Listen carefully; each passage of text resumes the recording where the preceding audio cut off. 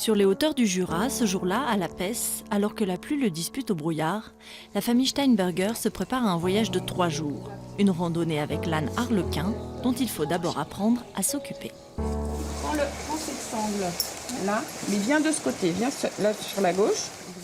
Nourrir, brosser, nettoyer l'animal, chaque geste est répété par les enfants Tim et Anna, selon un ordre bien particulier. Est-ce qu'on doit toujours faire commencer par lui, ensuite faire lui, et recommencer par là et par Voilà, là? c'est une question d'éducation. Voilà, lui aussi, ça lui fait des points de repère. Hein. Enfin, quelques conseils sont délivrés pour faire démarrer ou arrêter l'équidé. S'il ne va pas assez vite, ça peut être voilà, des petites, un petit bruit. C'est pas têtu un âne, c'est intelligent. Il faut que lui, il ait compris ce qu'on lui demande et ça passe tout seul. Hein. On confie un âne à des gens qui vont marcher pendant 4 jours avec lui. Donc il faut qu'ils aient, eux, toutes les infos pour se sentir en confiance, pour que tout se passe bien pour le troupeau qu'ils vont former.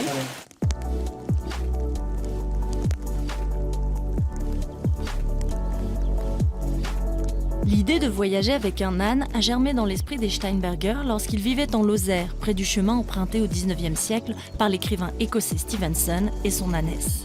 Avant d'attaquer la traversée des Cévennes, devenue GR70, la famille voulait se tester. On va faire un petit essai ici avec une randonnée sur 3 jours pour voir ce que ça donne. Et alors, comment ça se passe jusqu'à présent? Ouais, ça se passe très bien, oui. Très bien, très bien. Ouais, franchement, il est super l'âne, malgré la météo un peu mitigée, mais au final, on l'oublie assez vite. Entre 2 pauses casse-croûte, Arlequin se montre en effet très conciliant avec les enfants. Moi, je trouve ça amusant de conduire un âne parce que c'est un peu rigolo comment il marche. Ça fait... Je trouve... Et en plus, il est très gentil, je trouve.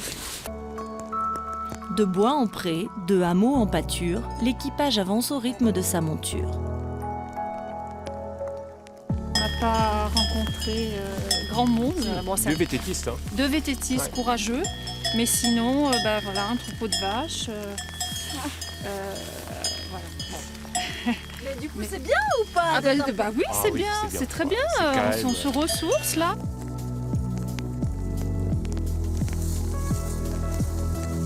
Dernière ligne droite dans les bois avant d'atteindre le gîte, Anna, la seule à pouvoir monter l'âne, en profite pour se reposer.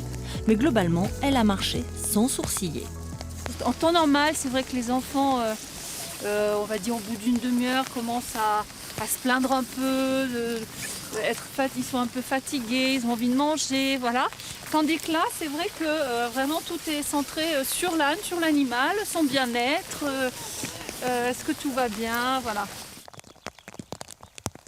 Les loges du Coincher accueillent régulièrement les randonneurs et leurs montures et proposent gîte et couvert à toute la troupe.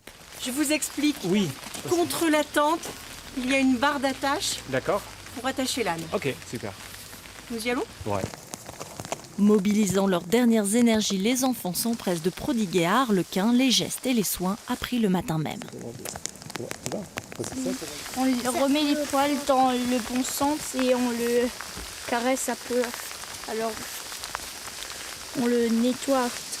Il a fait un bon boulot aujourd'hui, il a été très gentil. Il a eu sa petite récompense et en plus, on s'occupe bien de lui. Donc, je pense que tout le monde va bien dormir ce soir. La famille dans sa cabane accrochée aux arbres, l'âne au pré, en attendant un nouveau départ le lendemain sous un ciel peut-être plus clément.